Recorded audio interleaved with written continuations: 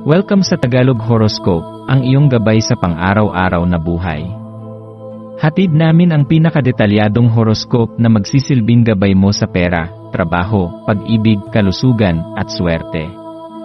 Naway magtagumpay sa buhay ang lahat ng ating tagapakinig at subscribers sa buong mundo.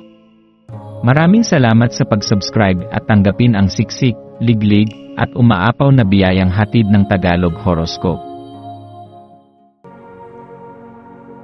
Ito ang iyong pang-araw-araw na horoscope para sa Gemini para sa Abril 26, 2025.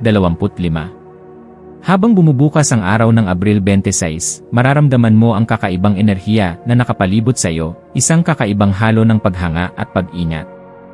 Ang kakaibang tensyon na dala nito ay maaaring tumugma sa dalawahang likas ng iyong pagkatao, Gemini. Sa araw na ito, maaaring maranasan mo ang malalakas na pag-angat ng damdamin kasabay ng biglaang pagbulusok ng mga ito, na tila bang may bagyong gumagalaw sa loob mo.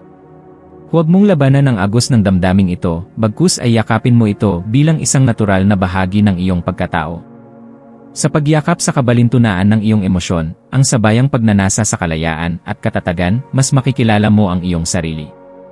Ang damdaming tila pabago-bago ay hindi kahinaan, kundi palatandaan ng iyong malalim na pagninilay at pagiging sensitibo sa mundo sa iyong paligid.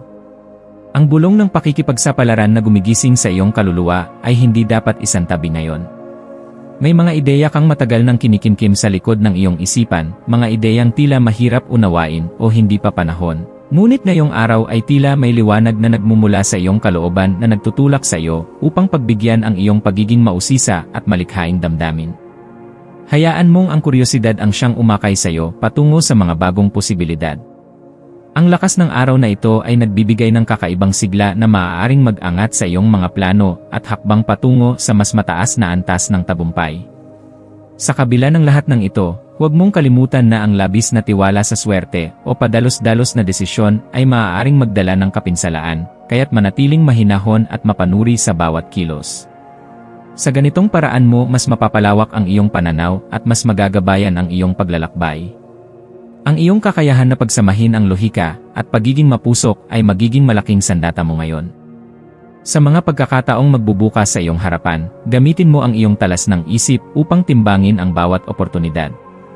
Huwag kang matakot sa paglalakbay na may kasamang panganib, lalo na kung ito ay maghahatid sa iyo ng mas makabuluhang karanasan. Ang tunay na kasiyahan ay hindi lamang matatagpuan sa bagong karanasan, kundi pati na rin sa pagkatuto mula rito. Kung bibigyan mo ng pagkakataon ang iyong sarili na maramdaman at danasin ang bawat yugto ng araw na ito, bawat bugso ng emosyon ay maaari mong gawing inspirasyon at lakas upang magpatuloy.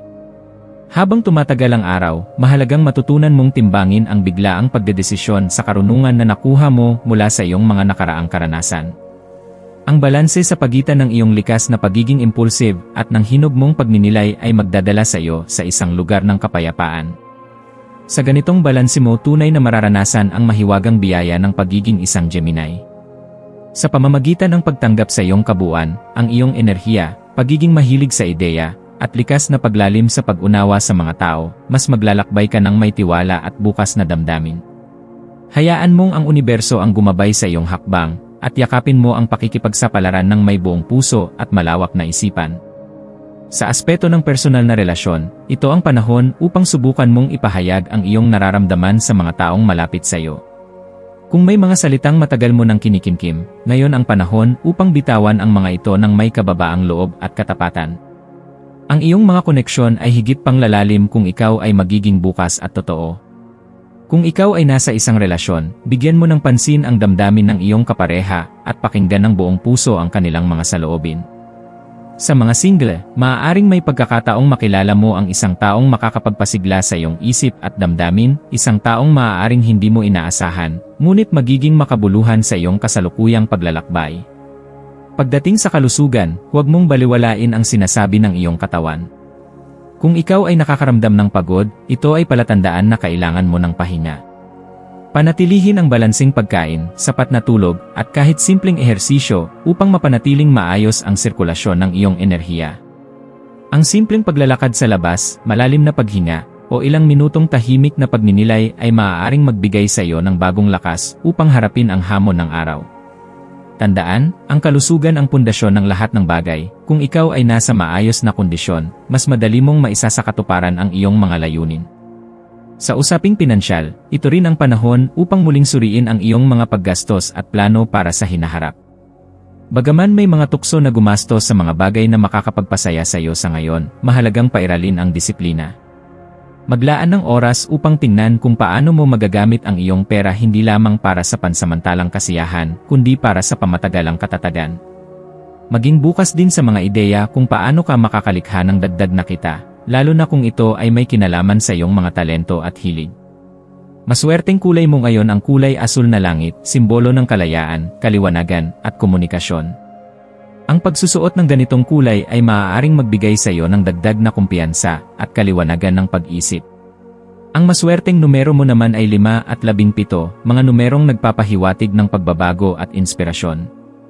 Ang maswerteng gawain para sa araw na ito ay ang pagbibigay ng oras sa iyong sarili upang magsulat, magplano, o kahit simpleng magpinta ng iyong mga damdamin. Isang malikhaing ekspresyon na magbubukas ng iyong isip at damdamin sa mga bagong pananaw. Sa pagtatapos ng araw na ito, Gemini, mahalagang maglaan ka ng oras upang magnilay at pag-isipan ang mga aral na iyong natutunan.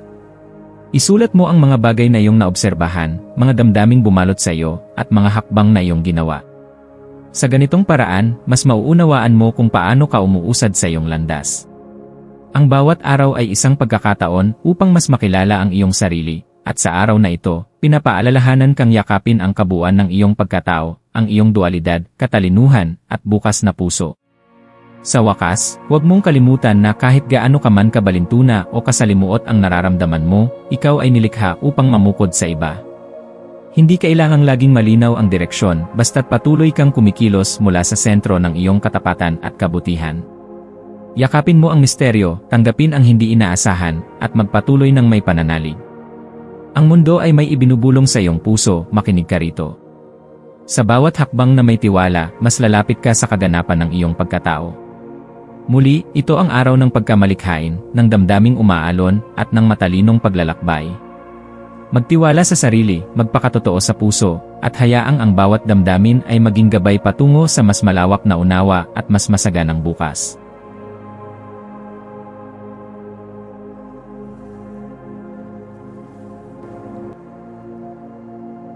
Tayo ay magkaroon ng kaunting sandali upang ipagdasal ang lahat ng mga dalangin ng ating mga subscribers, na sana'y matamo nila ang kanilang mga pinapangarap sa buhay, magandang trabaho, mabuting kalusugan, payapa at masayang pamumuhay, at siksik, liglig, at umaapaw na biyaya at kayamanan. Ipinagdarasal namin ng mataimtim ang lahat ng mga komento sa nakaraang video, at hinihiling namin, Panginoon, na pagpalain mo ang ating mga subscribers ng masayang buhay sa mundong ibabaw. Maraming salamat po. Maaari kayong mag-subscribe sa aming channel na Daily Prayer, kung saan nag-a-upload kami ng pang-araw-araw na Catholic Gospel Readings, Reflections, at Daily Rosary Reading para sa lahat ng misteryo ng araw. Tulungan ninyo kaming buuin ang community na ito at mag-subscribe na. Ang link ay nasa description box. Maraming salamat sa panonood ng iyong horoscope ngayon araw. Naway gabayan ka ng mga bituin sa iyong landas. Huwag kalimutang mag-like, share, at subscribe para sa iba pang cosmic na kaalaman. Hanggang sa muli, manatiling konektado sa universo,